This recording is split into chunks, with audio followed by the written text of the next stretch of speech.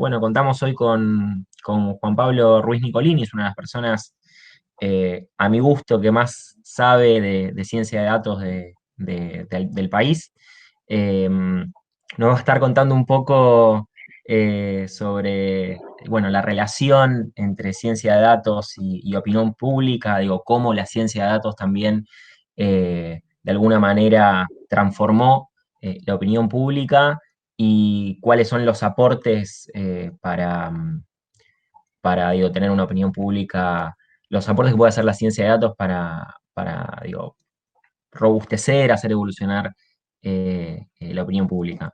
Así que bueno, somos pocos hoy, en ese sentido te pido disculpas, Juan Pablo, pero eh, promesa que más de uno lo va a ver después, como para estar en tema de cara a la última clase.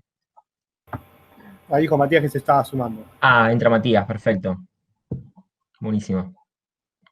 Nada, muchas gracias. Nada, no hay problema por el número ni nada por el estilo. Si hay un problema con la aseveración de que soy uno de los que más sabe ciencia de datos del país, ni de cerca, gracias por el elogio igual, digo, pero sí, yo soy politólogo de profesión, soy como laburante, yo laburo hace ya unos años haciendo esto que llamamos ciencia de datos, y que también es una cosa medio que está como la opinión pública también, una cosa que está como en una lucha de definiciones para saber qué es esto de la ciencia de datos, qué es la opinión pública. Uno podría hacer la misma pregunta. En ciencia de datos entendía como manejo de herramientas y técnicas para procesar información y a partir de esa información poder obtener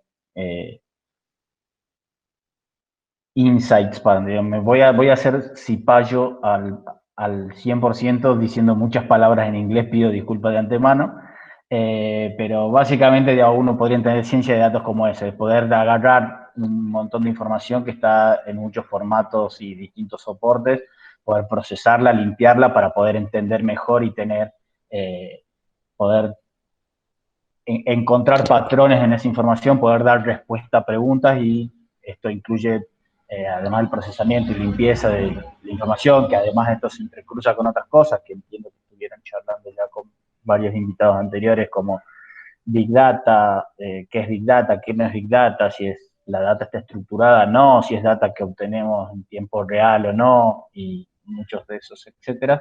La ciencia de datos me parece que en un punto es como un conjunto de tareas que ayudan a poder entender un poco eh, todo ese montón de información que está dando vuelta, que cada vez es mayor, que viene cada vez menos estructurada y que la podemos obtener, digamos, no solo de la data concreta que vamos a generar, sino data que vamos dejando rastros cuando hacemos cualquier cosa, cuando nos pedimos un Uber, cuando nuestra posición en el teléfono va dejándole a Google qué lugar estuvimos cada ratito, y uno te llega un mail todos los meses diciendo estos fueron tus movimientos en el mes, y aquí lo tenés configurado, y hace 7 meses que los movimientos recorriste 6 kilómetros en todo el mes. El aislamiento pandémico nos hizo que toda esa información tienda a cero. Bueno, ahora se está levantando bastante. Pero bueno, nada. Eso es lo primero que diría. Si quieren, comparto pantalla. Pero lo primero que diría es que ninguna de estas cosas, ni la opinión pública ni la ciencia de datos, que son las dos your entire screen, la segunda pantalla, pero tengo la otra pantalla, y así que me van a ver mirando para otro costado. ¿Ya se ve la pantalla o no? Ahora va. Sí, ahí se ve, Juan Pablo. ¿Se está viendo la pantalla azul con el título que corresponde? Perfecto. Entonces, nada, lo primero que diría de este título que habían propuesto, ambos elementos de ese título, son cosas cuyas definiciones están en disputa. Sería lo primero que diría.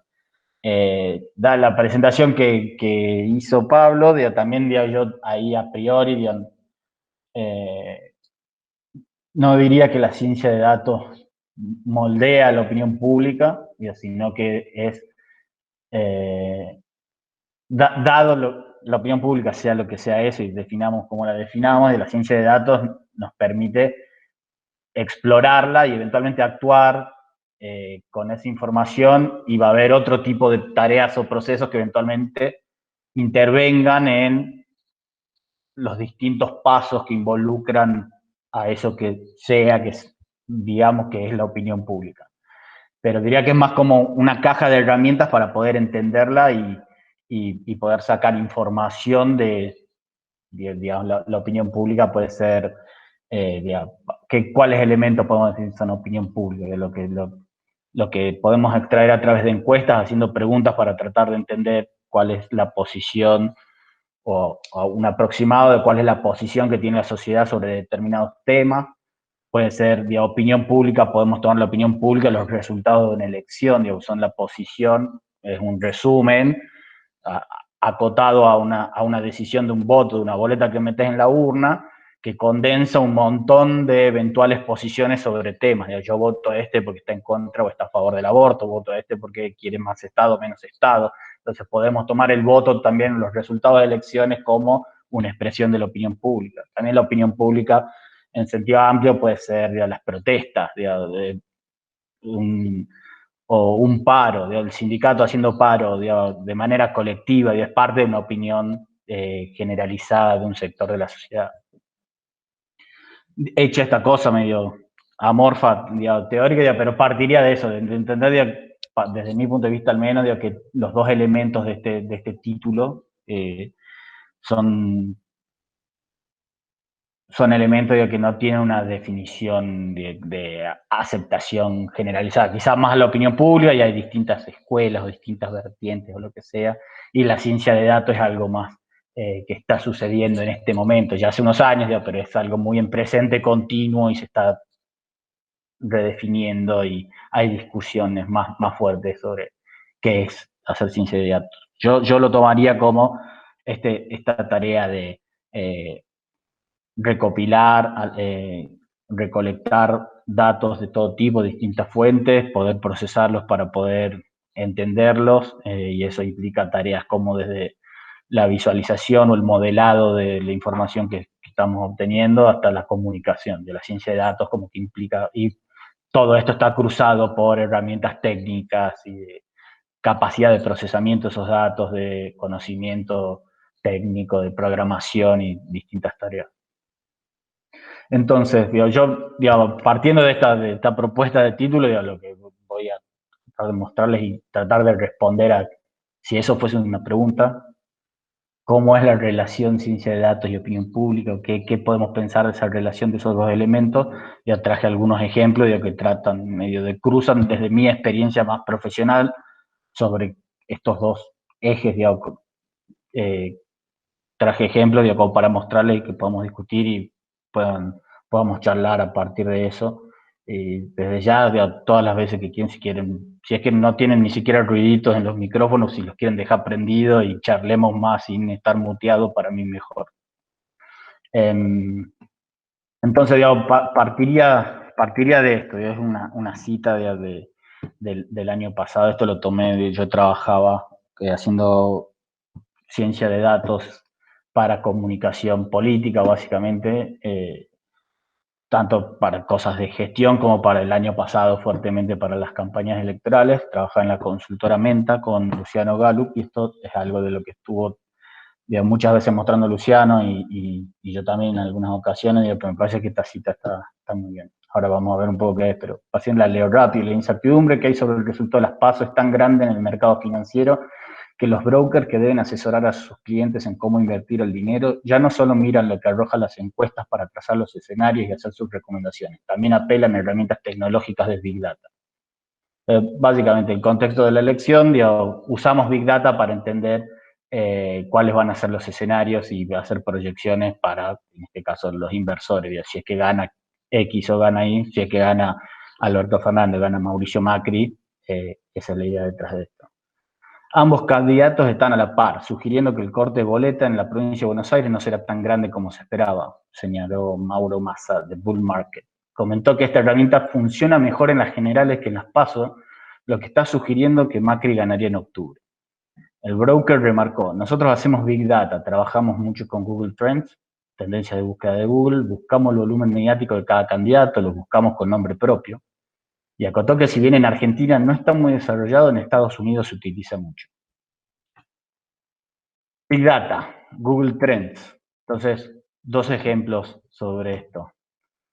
Las elecciones en Brasil, en 2018, estas eran las series de tiempo buscando a cada uno lo que decía que hacía este broker. Cada uno de los candidatos, las búsquedas en el tiempo, entre julio y octubre para las elecciones y cuál era la tendencia de búsquedas. Y si uno ve esto y siguiendo estos parámetros de la descripción que hacía la nota del broker de Bull Market, uno dice, ok, Jair Bolsonaro tiene una tendencia más fuerte que Fernando Haddad, ya, esto es Dilma, Lula, el PT no pueden trasladar su popularidad a su candidato, gana Jair Bolsonaro. Ya, uno podría llegar a esa conclusión a partir de eso. Elección en Provincia de Buenos Aires para senador. Siguiendo la misma lógica, con esta herramienta de Big Data y buscar las tendencias con nombre propio, que es la realidad, Cristina Kirchner le debería haber ganado a Esteban Bullrich. Esa sería la respuesta siguiendo el mismo razonamiento que pasó en la elección de Brasil. Entonces, básicamente, como lo primero para decir de eso es, las tendencias se pueden mover juntas, uno puede decir, oh, mirá, acá hay una relación, cuando pasa tal cosa, pasa la otra, y la respuesta es, la correlación no implica causalidad. Entonces, hay que ser, un par de veces cuando mostré este ejemplo, la frase que seguía de esto es, uno puede trabajar con un montón de datos, uno puede decir que Google Trends es Big Data, aplicada a través de una interfaz que es muy simple de utilizar, uno entra a Google Trends, pone dos palabras y toda la tecnología de Google está puesta al servicio de que uno simplemente tipeando cosas y seleccionando filtros puede obtener una noción de efectivamente qué estaban haciendo los usuarios de Google y cuál es la frecuencia de búsquedas y eso ponerlo en comparaciones relativas a otras cosas. Y eso es Big Data, lo que hay por detrás. Pero básicamente el comentario cuando veíamos este ejemplo es decir, uno puede estar trabajando en una consultoría de comunicación pública y asesorar a un gobierno dada la gestión pública o asesorar a un candidato para una campaña y puede usar Big Data y cosas más sofisticadas que solo ver las tendencias de Google, que no necesita una consultora para que alguien del equipo entre a Google Trends y esté mirando eso todo el tiempo, te puede dar la misma respuesta que lo que estábamos viendo hasta ahora. Pero básicamente no hay que vender humo, y eso es lo que usábamos nosotros como lo primero que decíamos cuando íbamos a hablar, y decir, sí, nosotros vamos a trabajar con datos y trabajar con datos nos va a permitir hacer muchas cosas, pero no vamos a ganar una elección por decir eso y básicamente no decirle al cliente, sea lo que sea, que te vamos a dar todas las respuestas con eso. Esto nos puede, en muchos casos, ayudar a tener más información y poder pensar mejor los problemas, pero básicamente decir que esto, solo por los Google Trends, es medio vender humo. Y esto, ¿qué era? Básicamente, esto es el periodista Javier Navia, los tweets que hacen referencia a esa misma nota. Esto lo decía el 24 de julio, casi 20 días antes de la elección de las PASO, tirando Bloomberg, difundió la encuesta de Big Data, Macri 41, Alberto Fernández 37. Entonces, nada, como la primer conclusión de todo esto es, Big Data es un fenómeno creciente, cada vez más gente interesada. Big Data en realidad no es un fenómeno. Bueno, sí, pongamos que es un fenómeno, pero tenemos que saber qué es, cuál es su potencialidad, cuáles son sus límites y no por el hecho de que se ponga Big Data en un documento que estamos entregando, acá le estamos dando la posta y estamos, primero hay que saber bien qué es lo que estamos haciendo y cuáles son los límites de eso. Es útil, sí, es útil, pero hay que saber cuál es su utilidad y cómo hacerlo, además, pero además cuál es su utilidad, no podemos hacer cualquier cosa. Entonces, esto va relacionado con esto, lo que yo pienso como una pregunta que es, como la ciencia de datos, cuál es la relación entre ciencia de datos y opinión pública. Opinión pública también en un sentido amplio, como vamos a ver. Luciano, nada, me parece bastante claro el corolario. Y así es que no lo leyeron, se los recomiendo, el libro es como muy didáctico, simple, y habla bastante de esto. El otro, para leerlo a la par de otro que es muy didáctico, esto es básicamente aplicado además a redes sociales y comunicación política, digo que es como el ámbito en el cual yo me desarrollé hasta hace algunos meses en este gran paraguas de lo que estamos hablando ahora, que es ciencia de datos y opinión pública, pero está muy bien esto a la par de, por ejemplo, el libro de Walter Sosa Escudero, que es más amplio en términos generales y habla más de Big Data, y habla sobre la especificidad de algunos problemas o características de la relación entre Big Data, política y comunicación. Pero básicamente está en un nicho de donde casi naturalmente podemos pensar sobre esta relación entre ciencia de datos y opinión pública, que es el auge de las redes sociales, el auge que es mayor de edad el auge, ¿no? Pero seguimos diciendo el auge como si hubiese pasado ayer, pero pasaron algunos añitos, pero nada, desde la innovadora campaña de los clichés, lugares comunes, de la innovadora campaña de Obama y la primavera árabe y bla, bla, bla. Bueno, todas esas cosas dieron un desarrollo bastante amplio de interés sobre esta relación, cómo se vincula la política, la comunicación y las redes sociales, hasta los más o menos recientes, que ya también tienen casi un lustro, pero la intervención en los procesos electorales de los hackers y Cambridge Analytica, y etcétera, etcétera, etcétera. Podemos charlar de eso si quieren un poco después también. La serie no, el documental que estrenaron en Netflix hace poco también, hay mucho de eso. Entonces, la hoja de ruta de lo que les quería mostrar eran básicamente tres ejemplos que creo que se comunican entre sí, que básicamente es un resumen, diría, en buena parte de lo que fue mi actividad laboral 2019, diría. Entonces, es como sería una parte del CV, mi 2019 serían parte de las cosas que les voy a mostrar ahora, y básicamente es esto, como el uso de datos y la ciencia ahí en el medio. Básicamente el análisis de datos políticos, que, como diría, si lo pensamos en un sentido amplio, y que que yo estaba revisando el libro de Manuel Mora y Araujo, el poder de la conversación, que básicamente es una biblia como de la opinión pública, la tarea de la opinión pública y la teoría de la opinión pública de Argentina, de una Argentina, el ex titular de Ipsos, la versión local que era Ipsos Mora y Araujo. Y aquí iba con esto, yo casi me pierdo.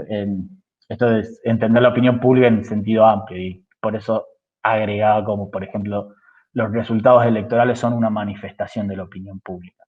Entender, las elecciones son un momento de opinión, de decisión y de manifestación de cuáles son las preferencias, y en un sentido, eso lo es.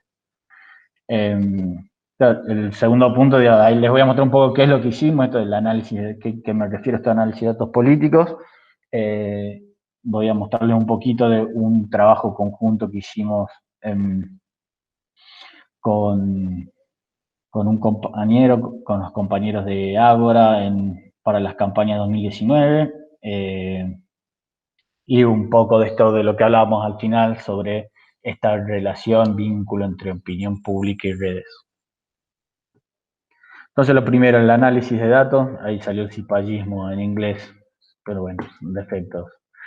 Entonces, lo primero, todo esto, como les decía, viene como muy vinculado a toda esta discusión sobre Big Data y demás, y a veces lo ponemos, o lo pusimos, ahora estoy un poco más alejado de esto, pero como en términos marketineros, lo hacía Javier Navia, que es un comunicador de uno de los diarios más importantes del país, y ahí, desde mi punto de vista, ya lo hacía de manera bastante poco cuidadosa, para no decir que era una opereta, pero incluso acá, esto, y podemos entrar y les puedo mostrar, ahí tienen el link, no sé si entra directo en esta pantalla o me saca la otra, sí, ahí está. ¿Qué es? Aquí estará. Bueno, acá tienen varias de las cosas que después pueden chusmear, ya si entran a ese link les paso para que lo tengan. Son varias de las cosas que hicimos en la consultora. Quería entrar a este link en realidad.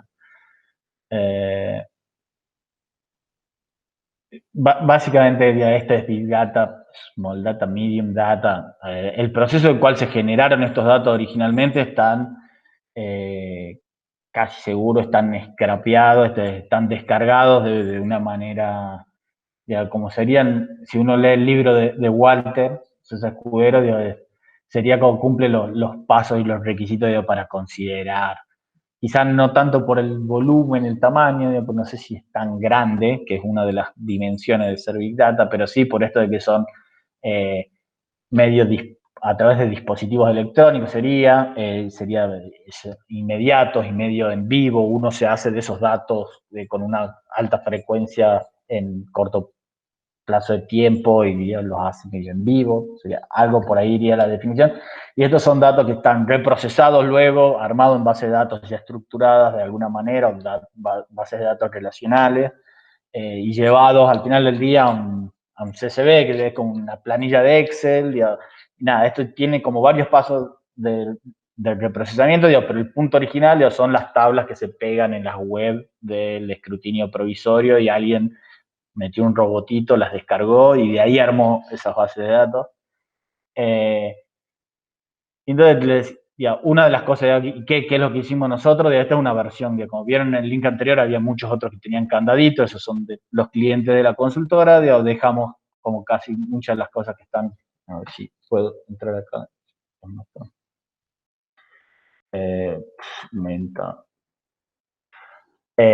Casi todas las cosas que están acá, ¿dónde están?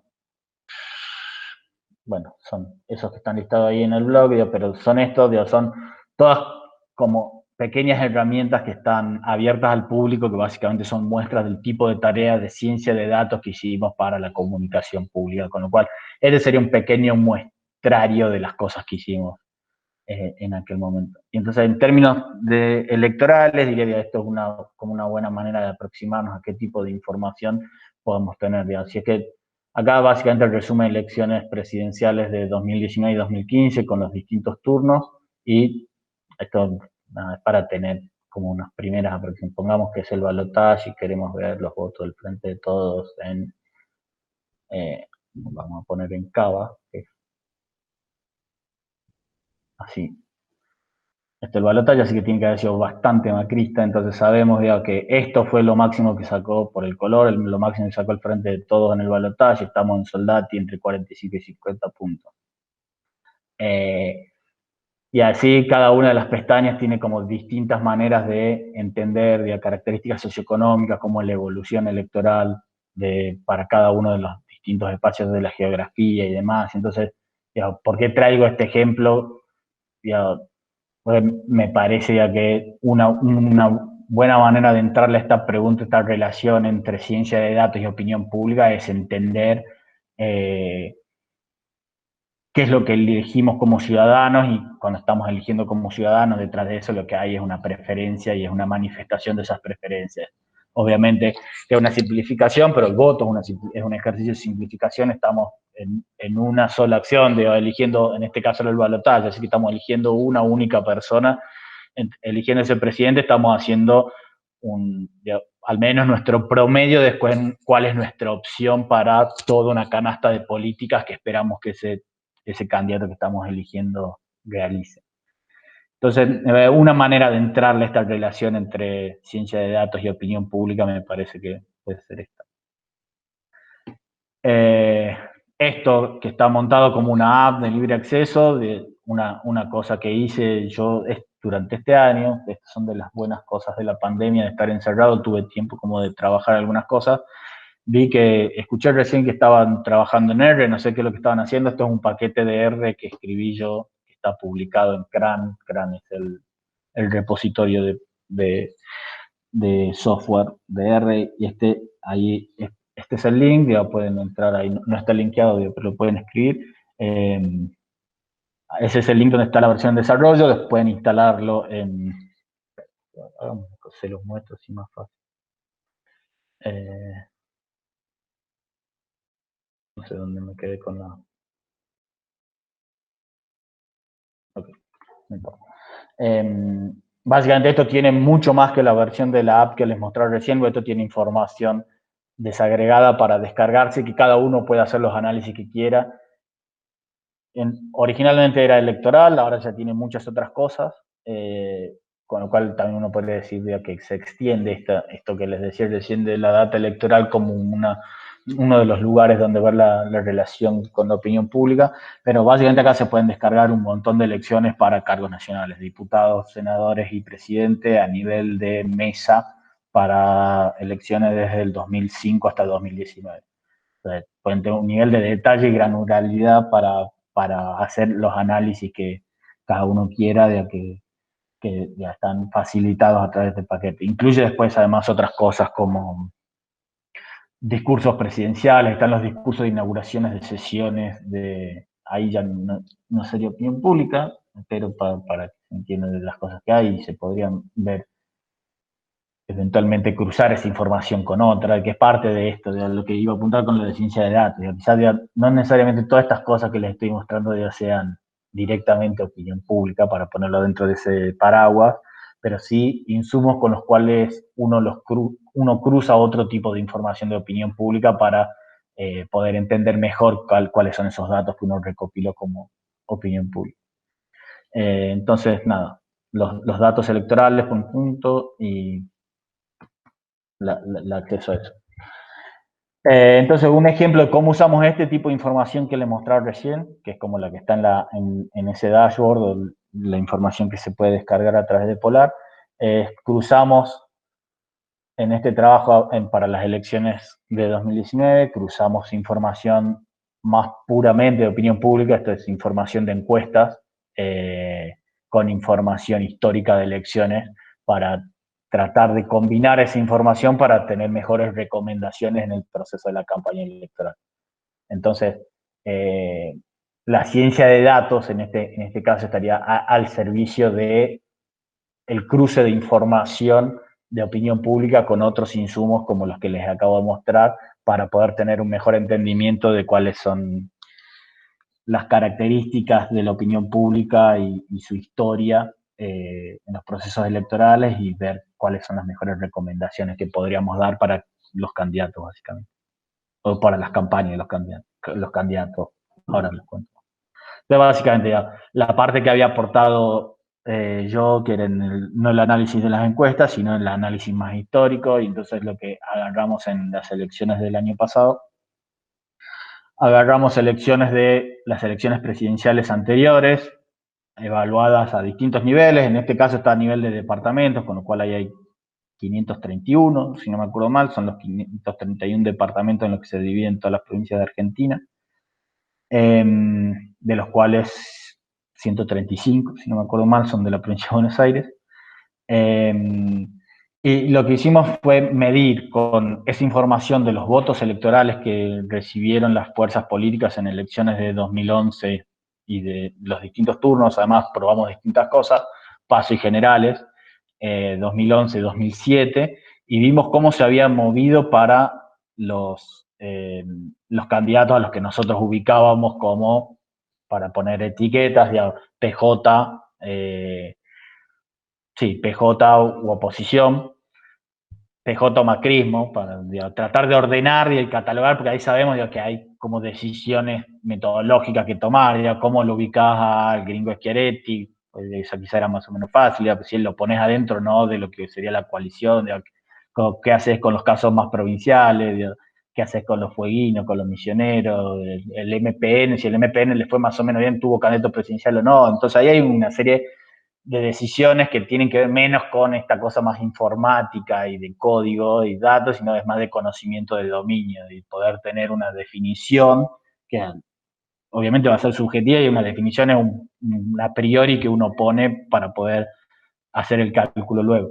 Pero entonces lo que hicimos fue medir de una manera cómo fue la volatilidad del voto entre elecciones para estas distintas etiquetas. Y entonces dado ese valor que obteníamos para cada uno de los 531 departamentos, lo dividimos en cuartos, en cuartiles. Entonces tomamos el 50% que menos varió, o sea, el cuartil 1 y el cuartil 2, lo tomamos como voto estable. Entonces, que es más o menos en esos departamentos más o menos se votó igual a lo largo de las elecciones. O se votó, lo refraseo para que sea más preciso, digamos. En ese 50% de departamentos, el voto fue más parecido entre sí a lo largo de los distintos turnos. Y al otro 50% lo dividimos en dos grupos de volatilidad, uno algo volátil y uno más volátil. Y esos son los tres colores que ven en el mapa. Los más estables son los rojos y verde y azules son los más o menos volátiles. 521 departamentos. Yo había dicho 531, ¿no? Capaz que se me estaba seguro que eran 31. Pero bueno, entonces esto que vemos acá, que está en el total, lo que se ve en esa tabla son 132 de esos 521. Perdón, acá se ven 43 de los 132 volátiles. No piensen en estos colores como equivalentes con esto, ¿no? Estos son los volátiles, o sea, estos son los azules, si no me acuerdo mal, debería haber puesto la referencia de eso. Estos son 132, o sea, el cuartil que está pintado de azul. A ver si va a quedar claro cuando veamos, sí, Rosario está acá. Rosario está azul. Sí, me parece que estos son los azules. A ver, Jujuy, no, pues estos no van a sumar nada. Neuquén, si Neuquén está acá, estamos bien. Bariloche, sí, son los azules. La tabla que está ahí son todos los azules. En realidad no son todos los azules, son 43 de los 132 azules. ¿Y por qué hacíamos como este subset, esta muestra? Porque teníamos que tomar decisiones de a dónde convenía, por ejemplo, pautar, tomar decisiones de dónde era más eficiente hacer pauta digital para los spots, para las piezas gráficas o lo que sea, dónde queríamos que aparezca la cara del candidato, porque nos convenía más en términos de ir a pelear votos. Y esta volatilidad ya no es que, lo que quiere decir es que potencialmente nos pueden votar. Ya. Puede ser que la última vez hayan votado más al otro, pero la vez anterior nos habían votado más a nosotros. Por eso los estábamos considerando, porque sabemos que eventualmente ya nos votaron antes y nos dejaron de votar, o lo habían votado a los otros antes y nos votaron a nosotros en la última. Era más probable el otro caso, porque veníamos de una derrota. Pero entonces básicamente lo que tomamos es cuáles son los territorios que nos conviene apuntar para hacer crecer nuestras chances de obtener más votos que el otro. Ese era como el juego. Y entonces, ¿por qué están estos 43 de los 132? Y básicamente porque sabemos que de todos estos 132, el que aparece como más chiquito abajo, que es Rosario, representa el 14% de los electores de ese grupo. Entonces vamos acumulando, y si ven hasta Villaguay, Entre Ríos, todo este listado suma desde el 14% hasta el 88% del último. Entonces, el 90% de los electores de los azules están condensados en estos 43 departamentos. ¿Se entiende? Sí, perdón, Juan Pablo. O sea, por ejemplo, para que quede claro, o sea, Rosario tiene el 14% de los electores volátiles. Exacto. Salta Capital tendría el 5%. Exactamente. Es el acumulado. Entonces, Salta le agrega un 5, Claro. General Roca le agrega 4, Perfecto. y así después todos empiezan a agregar a 1%, con lo cual sí, uno podría hacer un corte mucho más chico, y entonces sabes que el 50% lo tenés en San Justo, en Córdoba, entonces te quedas 10 de los 132, te acumulan la mitad de los electores volátiles. Ese sería el ejercicio. ¿Se entendió? Sí, perfecto. Buenísimo. Entonces, nada, esta era como una primera parte, hicimos este análisis para tratar de ver esto, de hacer recomendaciones de dónde es más probable disputar votos. Era la respuesta que podíamos dar con esta información. Y además ya sabemos que hay toda una cosa de que estamos hablando del agregado de votos, obviamente no sabemos cómo vota cada uno, y este mismo ejercicio lo podíamos hacer a nivel de circuito, con lo cual sí somos más precisos porque estamos bajando, entonces se compensan menos, y hay menos promedio de votos que estás perdiendo información ahí porque lo estás viendo en subunidades al interior de los departamentos. Pero eso ya no era eficiente en términos prácticos. Eventualmente, pues, en vez de decir Rosario, era en el circuito 22J, el 48C y el 27M del Rosario, pero ya es muy difícil uno lo puede hacer ya como estrategia, digamos, para algunas cosas, eventualmente te podía servir, decía que sabías quiénes son los IDs que podés pautarle adentro del circuito, ponerle que sea suficiente, pero en términos gruesos, sobre todo cuando estás hablando de una campaña nacional, tenés que, ya no tenés tantos recursos, ya no tenés tantos días para visitar lugares, ya no tenés tantos, entonces ya tenías como que, ya era más eficiente pensarlo de esta manera, me parece. Entonces esto iba de la mano de lo que hizo el Villa, el titular de Ágora Consultores. Ellos estuvieron haciendo unas encuestas y básicamente lo que armaron a partir de esas encuestas, digo que eran encuestas bastante grandes, representativas a nivel nacional y podían llegar a niveles representativos en grupos más locales, regionales al menos. Y lo que hicieron es tener como, ahí hay preguntas como, ¿cuán probable es para usted votar al presidente por la fórmula Alberto Fernández y Cristina Fernández? Usted diría que, y tienen las respuestas muy probable, es poco probable o nunca lo votaría, que tienen esta frecuencia en eso que llamaron los nodos, un nodo, y los nodos básicamente eran cruces de segmentos entre territorialidad, edad y género, por ejemplo. Entonces, el nodo 0 podría ser encuestados de la región centro o provincia, de la provincia de Córdoba, que eran hombres con secundario completo y que tenían entre 15 y 25 años, para dar un ejemplo cualquiera, no tengo idea cuál era el nodo este. Pero básicamente el nodo era eso, era un grupo, era una muestra de toda la encuesta agrupado por determinadas características sociodemográficas.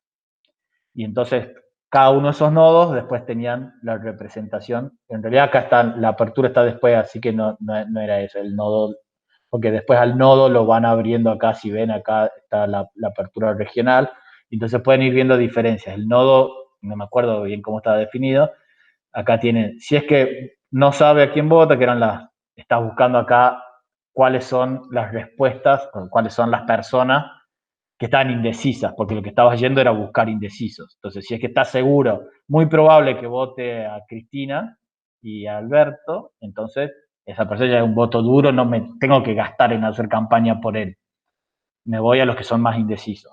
Entonces, acá se va a ningún espacio político a la izquierda, está en esto, o sea, básicamente esto es, vos te podés ir mejor en la elección si sos Alberto, si es que tenés un indeciso, quiere decir que todavía te puede votar, o alguien que dice que no te va a votar, pero tampoco lo votaría a Macri. Entonces, ahí hay otra cosa que podés pelear, digamos. Y entonces, a partir de eso, después sí se van haciendo distintas aperturas que están entre edades y se ven distintas distribuciones sobre este mismo grupo, la distribución en función de las edades y después para cada grupo etario, si es del NOA, si es del interior, no, si esto sería si es de GBA, del centro de NOA, si es del resto del interior, si es de Cava, NEA, Patagonia o Cuyo, digo, como distintas maneras de mirar a los mismos individuos. Y básicamente lo que hicimos fue hacer un ejercicio en el cual el paso anterior que nosotros habíamos hecho acá, que era identificar cuáles eran las territorialidades que nos convenía ir, básicamente los volátiles y eventualmente una segunda parte, algo que eran más o menos volátiles, y que tenés menos chance de que haya voto para capturar, es combinarlo con esto. Entonces, tenemos una identificación geográfica de estos mismos, cruzarlos y ver cómo correlacionaban estos que tienen una identificación geográfica con los departamentos que nosotros habíamos identificado como volátiles y sacar de ese cruce de información cuáles eran los lugares óptimos para ir a disputar más votos. Entonces, nada, esto de la elección 2019 me parece como una buena combinación de pensar como el trabajo sobre la opinión pública, no sobre, trabajo con opinión pública más pura en términos de, estoy haciendo encuestas, estoy tratando de conocer cuál es la opinión de esta gente, pero además esto dice la intención de voto, pero había preguntas de todo tipo, digo, así es que, no sé, voy a inventar, no tengo idea cuáles son las preguntas ahora, digo, pero si es que los menores son imputables o no, digo, si es que legalizar la marihuana, el aborto, lo que sea. Y esto cruzado con una información más indirecta, pero que también, dado por lo menos mi definición que tomé, asumiendo que lo que dice Mora en el poder de la conversación, de que el voto es una manifestación de la opinión pública, pero supongo que es indirecta, de esto estás directamente preguntándole a la gente, hay que ver las muestras, que las muestras son representativas y todo ese arsenal de cosas. El voto tomarlo como un proxy, un atajo de información de esta gente, de los que votaron a este, porque opinan esto y esto de tales temas. Y combinarlos estos dos, y apenas lo combinamos nos dio como mucha gracia, como que tenía sentido, independientemente habíamos empezado los caminos, uno más clásico de encuesta y nosotros viendo una cosa más histórica a partir de los resultados electorales y esa distribución, y como que tenía mucho sentido, como que dialogaban estas dos cosas y lo combinamos un poco. Entonces, acá lo puse como pregunta, ¿es opinión pública? Uno diría que sí, es la opinión pública, es el espacio de conversación habermasiano, las redes son eso. Qué sé yo. Tampoco soy un especialista en opinión pública, digamos, pero es como más grave, sobre todo de toda esta otra parte de un poco de lo que mencioné recién, de lo desnaturalizado y de lo fake que tienen parte de las redes de distintas maneras y de los fake y lo automatizado, los bots y los discursos de odio y las campañas y todas esas cuestiones. Creo que es útil para por lo menos pensando en opinión pública, en términos, yo siempre todo el tiempo acá lo estoy asumiendo como opinión pública en relación a la política. Uno podría pensar estas cosas para otros temas, podría ser en términos de consumo masivo, qué sé yo, de qué habla la gente sobre marcas, y estaríamos hablando de otros temas, supongo, no es mi expertise. Podría ser también opinión pública alrededor de otros eventos, de deportes, de arte. Acá todo el tiempo yo estoy pensándolo con un anclaje que tiene que ver con lo político. Y volviendo a R, ¿qué se puede hacer? ¿Qué podemos hacer desde la ciencia de datos para conocer por lo menos esta faceta de la opinión pública? Se pueden hacer algunas cosas que tienen algún sentido para conocer determinadas cosas. Podemos saber el estado de la opinión pública por lo que se publica en las redes sociales, el estado de la opinión pública en términos de qué opina, de tener algo representativo de qué opina determinada sociedad sobre determinado tema, y definitivamente no. Eso no se puede hacer, no lo podemos hacer. No, lo que sucede en las redes no es un equivalente de la sociedad, no podemos hacer esa traslación. Si podemos estudiar y sacar conclusiones sobre lo que sucede en redes. Y podemos saber que lo que sucede en redes dispara otras cosas y puede generar como tener efectos que también pueden ser importantes, como marcar agenda, porque lo que sucede en redes salta como de universo y se funde con el periodismo, y entonces de repente deja de ser solo un fenómeno en redes sociales y pasa a ser parte de la media, ¿cómo se llama esto? De los medios, medios gráficos y audiovisuales, no me sale la palabra. Pero ya nada, salta eso, rompe como esa pared que es la burbuja de las redes sociales y pasa a ser parte de la discusión que le excede. Entonces después tenés en la tele abierta, en los programas del canal de noticias del cable, en los diarios, en revistas, de lo que sucede en redes, y después tiene un reflejo y eso eventualmente marca agenda o disputa agenda de discusión sobre los temas que se debaten, y eso ya sí tiene que ver con más directamente con qué está pasando en el ágora, digamos. Sí, perdón, me acuerdo, no sé si fue la cosa de 3 semanas, tal vez una cosa así.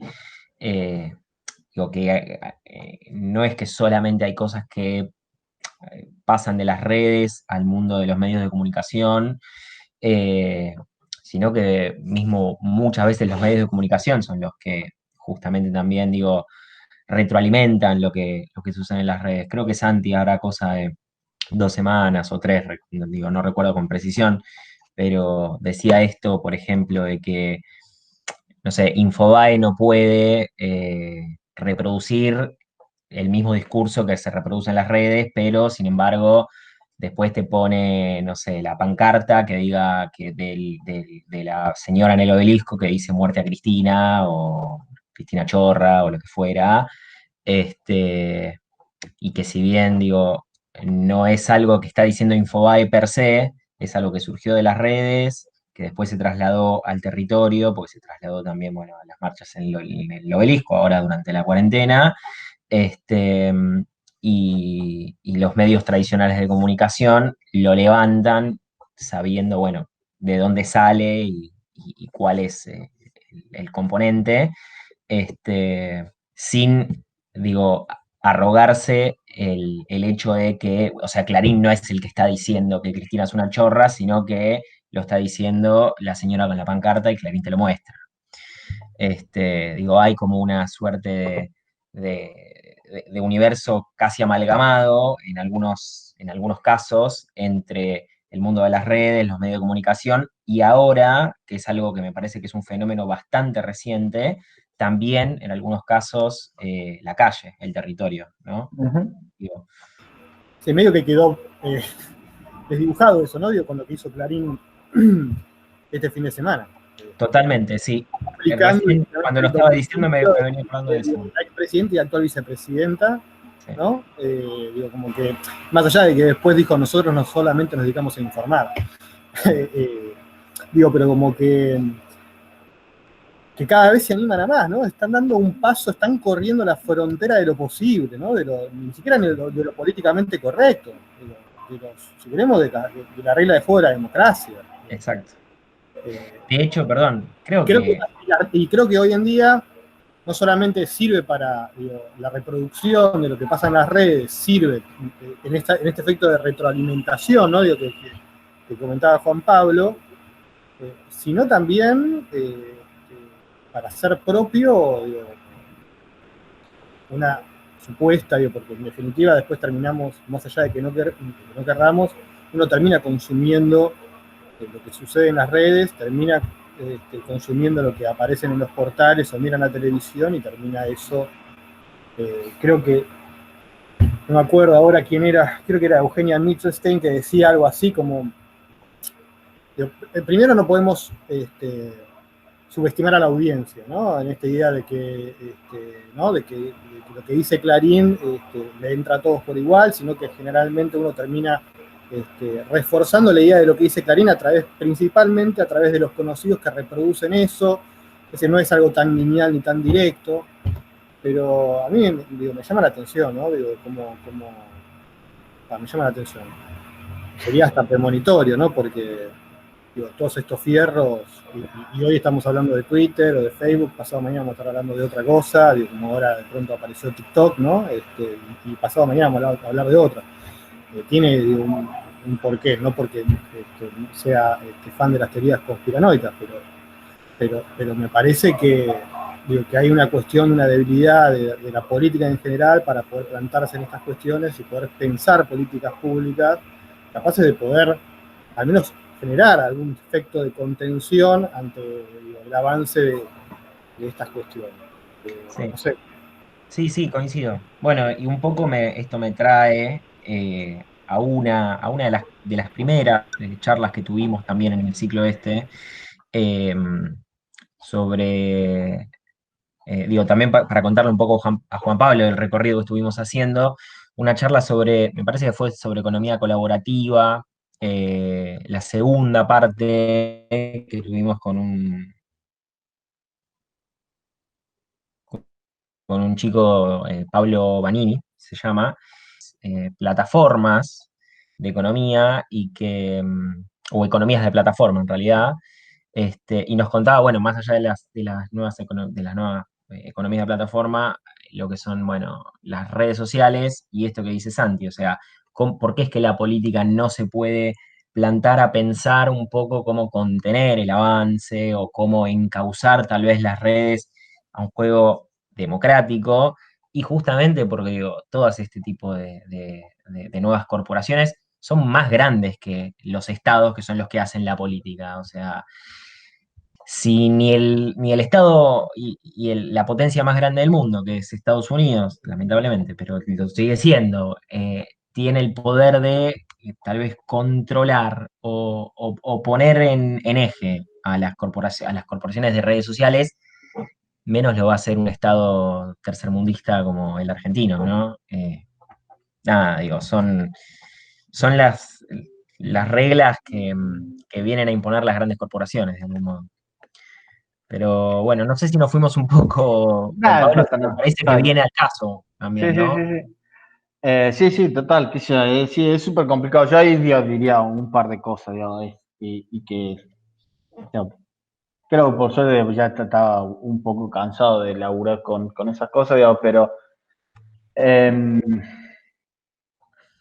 yo creo que más que una cosa de como de control férreo o algo de que hay que ponerle límites y bloquearlo, lo demás, hay toda una estrategia ya que es menos disruptiva y que me parece que en algún punto es más eficiente, que es educar, digo, sobre el uso. Digo, que hay una cosa sobre cómo usar y cómo usamos las redes y en parte no hacerle caso y no alimentar las cosas malas que tienen las redes. Entonces, buena parte de estas cosas malas, hay algunas sí que son, ya tienen más responsabilidad directa e institucional, y entonces eso me parece que le corre las de la ley bajo cualquier esquema, no solo en el soporte digital de uso de redes, ya tiene sus particularidades y entonces se pueden escudar en eso, digamos, pero eventualmente esas son como, me parece que son cosas más finas sobre regulaciones puntuales de lo que pasa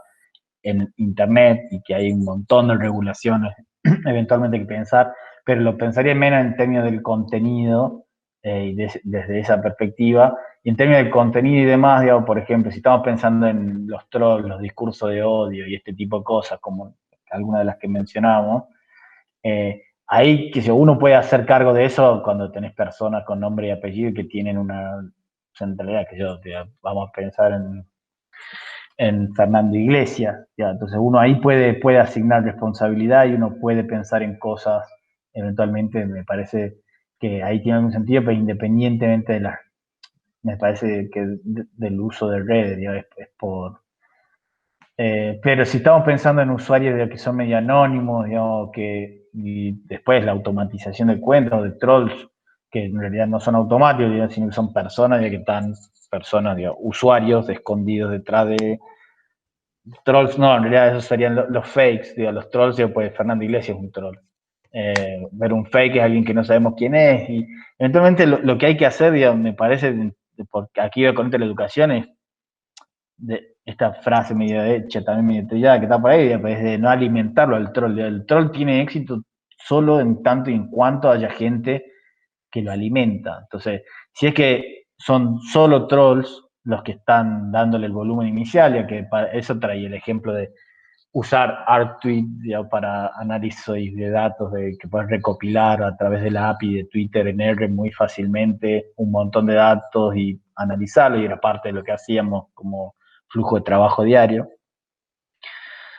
Podés saber quiénes son trolls, cuáles son bots, armándote indicadores, usando la data que te devuelve Twitter de manera gratuita, si es que lo configuras, y te puedes bajar un montón de información.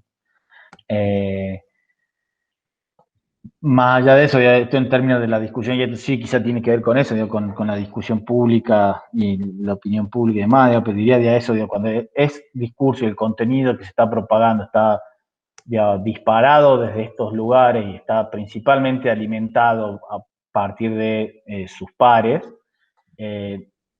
diría, eso no es opinión pública, digo, es una operación de comunicación, digo, pero eso no es la opinión pública. Puede eventualmente llegar a la opinión, a ser parte de la opinión pública, creo, digo, si es que cruza determinados límites y que los cruce depende de que haya alguien más que lo traiga a la opinión pública, alguien que no sea directamente un usuario fake, bots replicando, o digo, tiene que haber alguien que lo rescate de esa burbuja. Y ahí me parece, digo, la referencia de esto, del laburo de Nati Aruguete y Ernesto Calvo, digo, con todo lo que tiene que ver básicamente con Twitter, digo, explican y cuentan muy bien todos estos fenómenos. Que acaban de sacar un libro, Ernesto tiene el anterior, el de Nisman. Hicieron muchos análisis de redes, básicamente, de vinculación entre usuarios a partir de hashtags y comparando incluso de México, Brasil, Argentina. Eh, Dicho eso, digo, ¿qué Sí, sí, podemos...?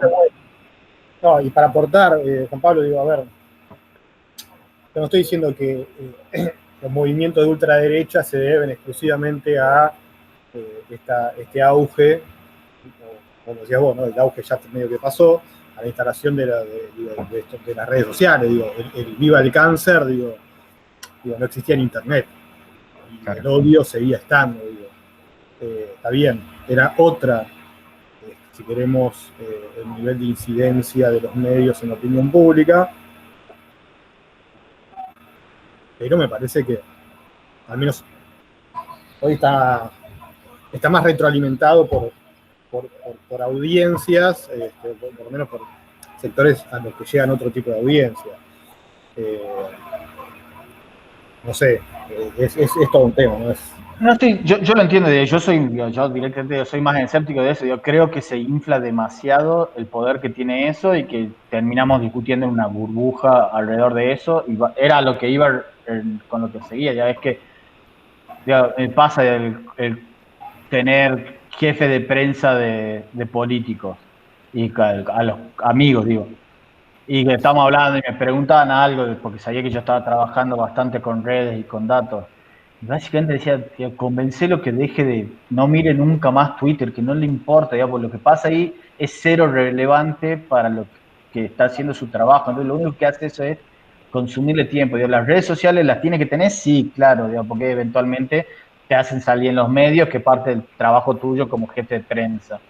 Pero lo que tiene que hacer es manejársela a ustedes, bajando la línea de discurso y comunicación que ustedes tienen que bajar, eventualmente, digamos, usarlo como lugar de escucha para entender qué pasa en las redes, digamos, no es que pasa en la sociedad, pero sí que pasa en las redes. Eventualmente hay algo de la sociedad que te llega a partir de eso y hay que escuchar a la sociedad, si sos político. Pero es cero relevante en términos concretos, entonces te pasar el día corriendo la coneja por detrás y tratando de ir alcanzando esto que tiene una frecuencia altísima y una velocidad, y al final del día son todos momentos de estrés, para ponerlo en algún, que no tienen sentido, digo, que lo único que hace es estar desgastando y que me parece, después sí, hay, digo, eso en términos puntuales, hablando de cómo es el ejercicio del uso de estas herramientas.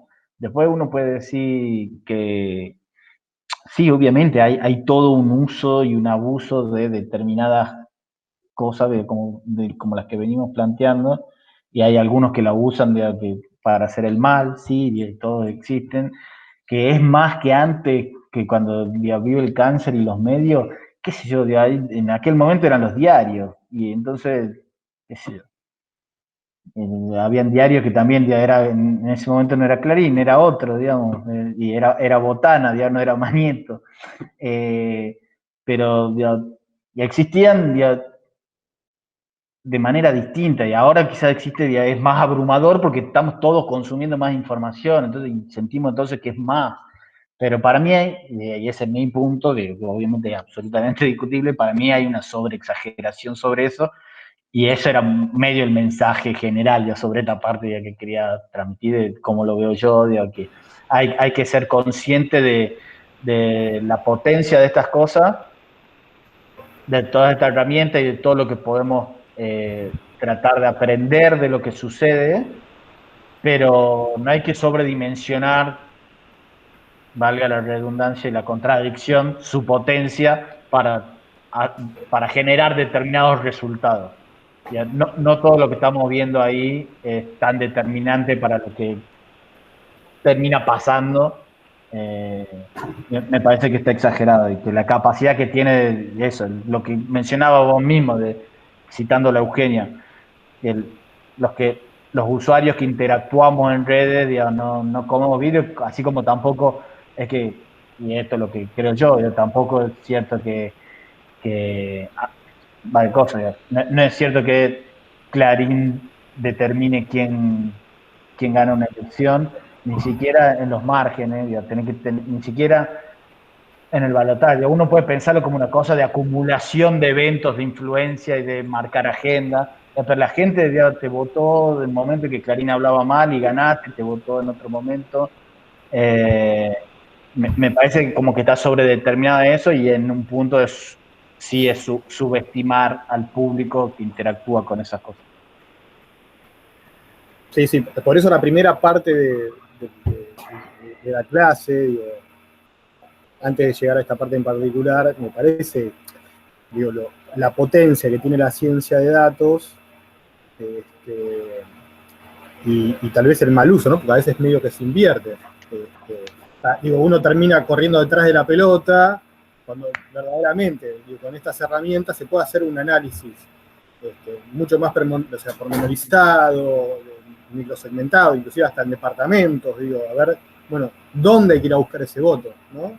Yo esta semana vi una película que es una parodia, consultores políticos, y querían hacer la distinción, obviamente, como es una parodia exacerbada, entre un consultor político clásico y una persona que se dedicaba más a la ciencia de datos. Entonces decía, bueno, lo que vos hacés, le decía la de la ciencia de datos, lo que vos hacés es hacerle preguntas a la gente y la gente miente, ¿no? Vos le vas a preguntar si la gente cree en Dios y la gente te va a responder si va a la iglesia o no va a la iglesia.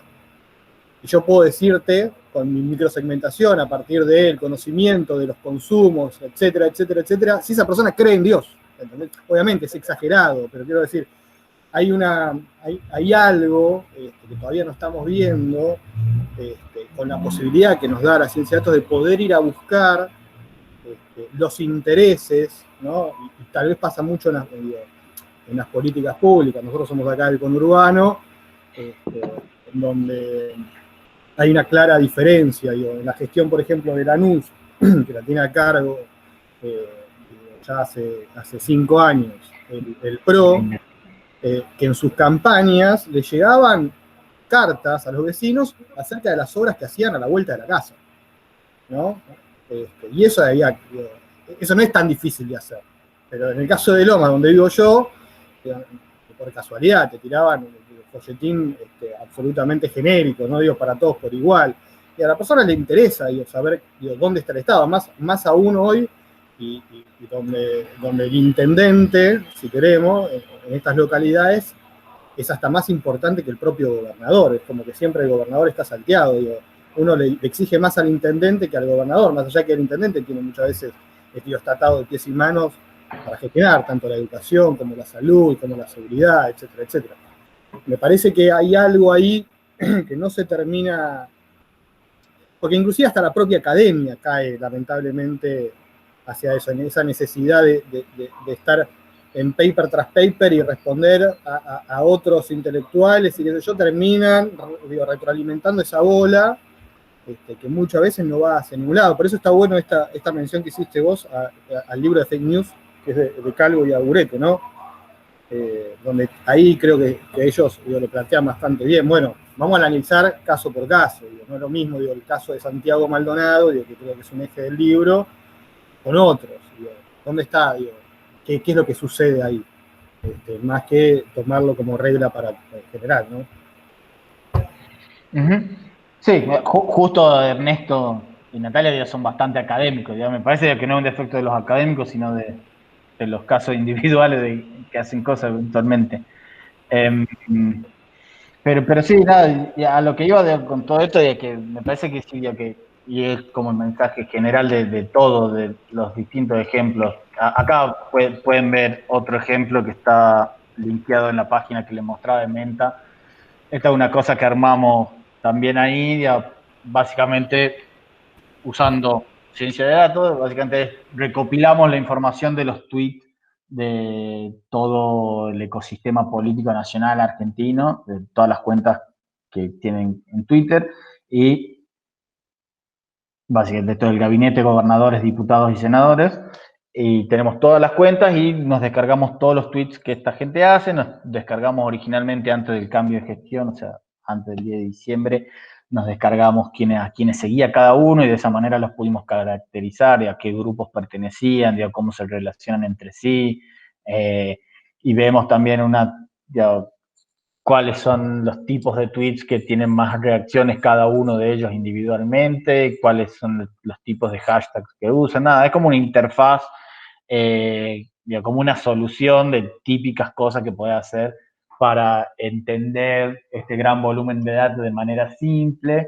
y una de las cosas que uno podría directamente relacionarla más con la opinión pública es la pestaña que ahí se llama Ratio. A ver si se carga esto.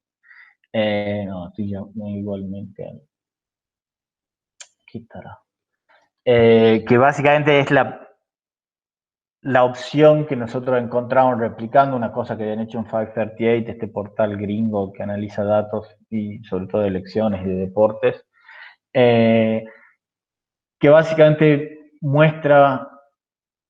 ¿Cuál agarro? Diputado va a demorar más, voy a agarrar senadores. Agarra los tweets que publica cada uno de los miembros de cada una de esas categorías y los evalúa según los tipos de cómo interactúa el público con los tweets que esta gente manda. Entonces, por ejemplo, puedes filtrar los tweets de esta gente, ahí tener las senadoras y los senadores en dos grupos, por oposición y oficialismo, que son los colores. Entonces, puedes ver cada uno de la cantidad de me gusta de corazón promedio que le ponen a sus tweets, la cantidad de retweets en promedio y la cantidad de respuestas en promedio. Y la idea es que esto es un indicador en el cual cuanto están representadas las tres reacciones, que es la posición, y cuanto más lejos estás de esta pared y te acercas a las respuestas, el supuesto detrás de esto es cuando más te responden un tweet es que te están dando caña, digamos, que la pifiaste. Si tenés más respuestas que me gustas y que retweet, es porque te están atacando. Tu tweet fue malo, te están atacando por algún motivo, pero básicamente se puede construir una relación, este ratio entre respuestas y la suma de me gustas y retweets, en la cual cuanto más grande es el ratio, tenés más respuestas que la suma de los otros. Entonces, los que vienen más acá, ahí tenés Marino, es el senador con el peor ratio. Y después podés verlo individualmente en una serie de tiempo para cada uno de los tweets. Entonces tenés Naidenov, y son volúmenes relativamente chicos a veces, tiene un ratio alto, es relativamente chico, pero tiró un tweet, mi solidaridad con Sergio Massa, le respondieron 72 veces, y entre los otros dos interacciones tiene 78, con lo cual tiene un ratio bastante alto. Algunos que son Bullrich, suma 580 entre retweets y faves y casi 500 respuestas únicamente. Es un ratio de respuestas altísimo, están respondiendo muchísimo para la cantidad de repercusión que tiene el tweet y la difusión que tiene ese tweet. Perdón, Juan Pablo, en ese caso es como que siempre se estima que las respuestas son negativas. Sí, hay un supuesto que cuando uno lo observa después, si haces un análisis, haces muestras de cada uno de estos, vos acá tenés un montón de tiempo. Si vos haces una muestra y te lo sacás al azar y manualmente los ves, ya hicimos ese ejercicio, pero además nos basamos en el estudio previo, ya estamos reproduciendo academia, como dice Santi. Si es que los ves eso, en general las respuestas son bardeo. No te voy a mentir, te voy a decir cuál es el número, pero lo más típico es que una respuesta sea por bardeo. Cuando estamos analizando este tipo de cosas, después uno ve, mi timeline en general, yo estoy respondiendo tweets un montón, pero porque soy un nerd y estoy respondiendo cosas de nerd, de cómo usar cosas de R, y entonces respondo un montón y me responden un montón de tweets. Pero acá estamos analizando figuras públicas que tienen un tipo de comunicación que es medio anuncio de cosas, estamos acá haciendo tal cosa, no es que están diciendo, che, ¿qué opinan ustedes de? Y entonces te responden, ¿entendés? O sea, tiene sentido dado el tipo de emisión de mensaje que se hace. Nada, otra manera de ver ejemplos de ciencia de datos, ¿dónde estoy yo? Perdón, esto es público, ¿no, Sí, Juan Pablo? sí, están en acá.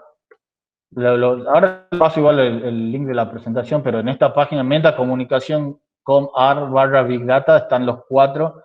Perfecto. Hay otro que quizás este también un ejemplo, ni lo agregué en la presentación, lo voy a abrir a ver si está funcionando bien. Como ya no trabajo acá, no entro todos los días, antes sí, porque tenía que ajustar. Este es un robotito que, sí, mirá, son temas del día. Perfecto. Esto cada 15 minutos se mete en estos diarios y levanta los titulares. Entonces tenés esta nube de palabras que cuenta la frecuencia, de lo más importante es el blue y la brecha y la devaluación, te dice, igual es un número re chiquito, pero ponele, vos tocas en blue y te filtra las notas que aparecen en blue. O sea, aparece re grande, pero en realidad porque hay una gran dispersión de cosas, entonces no es tan importante. Pero hay veces que es clarísimo que cuando pasa algo, que hay muchas notas que tienen un conteo de 3 o 4 y hay un tema que está en todos los medios y varias notas al mismo medio. Qué sé yo, cuando mataron, había un general, no sé. Soleimani, el iraní. Sí, exacto. Ese ponerle, como eran noticias como que de repente todos publican eso y me acuerdo eso había aparecido por todos lados. Pero nada, esto claramente ya es opinión, parte también desde la oferta, opinión pública desde la oferta es qué dicen los medios nacionales, qué temas están hablando y esto es ciencia de datos aplicado a eso. Cada 15 minutos el robot descarga todos los titulares de todos los diarios, lo sube a esta nube interactiva, te mete el titular y podés entrar a la nota y te lleva la nota para que puedas leerla. Y súper práctico, digo, para quien trabaje en opinión pública, la verdad que es una Bueno, herramienta. y esto como todo, están todos abiertos y esto quiere decir que por detrás hay otro de los clientes, era una provincia, ponele, era cliente, entonces esto que tenemos para nivel nacional, para mostrarle a todo el mundo, lo tenés aplicado a los medios locales en una provincia. Pero bueno, voy cerrando esto, ¿dónde está? Ok. Nada, acá les paso ahora el slide, acá tienen varias cosas, esto del tuitómetro que les mostré recién, esto lo presentamos ahora en el Congreso Latinoamericano de R. Acá está el abstract de eso, las filminas de eso, un post, el video con la presentación y la app. El de inteligencia electoral también les mostré, lo presentamos en el Congreso el año pasado en Chile. Y después hay uno que presentamos en la SAP, también con Juanpi, que es parecido al de electoral, pero básicamente que también está abierto, la app, que muestra características sociodemográficas de Argentina a nivel de radios censales. Entonces tenés un índice sociodemográfico, un índice sociodemográfico para cada uno de los radios. Entonces, vos te vas a una provincia, a ver si se abre, sí, está. Es parecido al otro que les mostraron recién, al electoral, pero demora un toque cargar porque el mapa de radios es bastante grande, pero nada, me dijiste estabas en Lomas, ¿no? Sí. Vamos a Lomas. Entonces ahí viajamos a Lomas. ¿Por dónde vivís? Banfield. Estás en el nivel socioeconómico más alto. Y sí, no se nota en mi cara. Sí, claro. Sos poco morocho. Claro, sí, por eso. Pero básicamente el índice socioeconómico está entre los más altos, va de 4 a 4,5, cuando el máximo es 5, y claramente obviamente uno intuitivamente cuando conoce un poco de conurbano, yo conozco un poco, algunos lugares, uno sabe cuáles son los corredores de nivel socioeconómico, y ahí podés ir, básicamente tener la definición del índice socioeconómico, lo puedes ver a nivel de radio. ¿A qué calle estás? Te buscamos cuál es el nivel socioeconómico de tu manzana. Mira. A ver, ahí estoy en Vieites.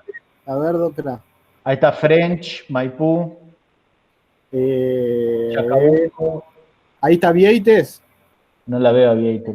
Espera, es paralela, va como Irigoyen o como La Roque. Perpendicular, arriba. De donde era Mita, 2 cuadras arriba. ¿De dónde? Ahí, Ahí estás casi Ahí, está, arriba. ahí estoy bien. Para la izquierda. Ok, está San Martín, Carlos Croce, Almafuerte. Ahí, justo, mirá. Estoy ¿Acá? en Vieites y Valinia. O sea, justo Acá.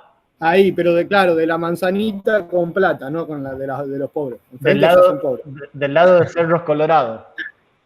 Claro, sí. Exactamente Bueno, donde estás parado, casi. el índice es 3.6, estás en la fracción 10, radio 8, hay 795 personas en tu radio, y el índice, que es este tu radio, son estas manzanas, va desde Godoy Cruz a Vieites, desde Pairó a Tucumán, el índice es 3.6 sobre 5. ¿Y eso qué datos utiliza, Juan Ahí Pablo? está, ahí venía. Vos tenés el porcentaje de hogares con jefe ocupado, Bien. porcentaje de hogares con al menos un NBI, porcentaje de mujeres en el radio, porcentaje de hogares con jefe secundario completo, vivienda con calidad de materiales deficientes, le da promedio y le da mediana. O sea, Y eso se construye a partir de eso un índice, que este es el principal, que da más alto cuando hay pocos hogares con NBI, hay pocos hogares con viviendas deficientes, la edad promedio es mayor, la edad mediana es mayor, hay perfecto. mayor. No toma en cuenta ingreso igual, en este caso. No, pues esto es data censal, con lo cual, y esto es 2010, ya, cuando esté el próximo censo se actualizará, pero estas son cosas que son relativamente estables entre censo y censo, no hay saltos, sí hay, los niveles de pobreza cambian, pues la pobreza por ingreso, lo que sea, es mucho más volátil, pero esto, porcentaje de hogares con NBI no cambia tanto entre censo y censo. Claro. Y si cambia más o menos consistente. Y después tenés, por ejemplo, podés entrar a cada uno de estos y filtrar y hacer lo que quieras. Pero nada, básicamente ahí tienen todas estas referencias y nada, esto le quería mostrar a partir de mi experiencia profesional de cosas que hicimos desde el mundo de ciencia de datos y en este caso eran todas pensadas en términos de comunicación política y con lo cual está todo el tiempo, por lo menos dialogando con la opinión pública, entendiendo la opinión pública en un sentido amplio, como les decía al principio. Perfecto. La verdad, Juan Pablo, Laburazo, fue, sí, un laburazo tremendo. Conocía muchas, digo, no muchas tampoco, ¿no? Pero conocía bastantes cosas que habías hecho, sobre todo las que mostraste con Juanpi Pilorget. Pero bueno, también gratamente sorprendido por estas últimas herramientas que nos dejás, que me parece que digo, son súper prácticas y atractivas para quien se encarga de este tipo de cosas. Son sobre todo divertidas, son Sí, divertidas para jugar un rato. son divertidas, sí. Que uno, digo, por lo menos, no sé, o por lo menos particularmente a mí, que hay ciertas cosas que me despiertan cierta curiosidad de saber, de conocer, de tener, de lo que se llama tener el dato, están muy buenas realmente, Juan Pablo. Así que bueno, te agradecemos y No, personalmente también te agradezco mucho por tu tiempo.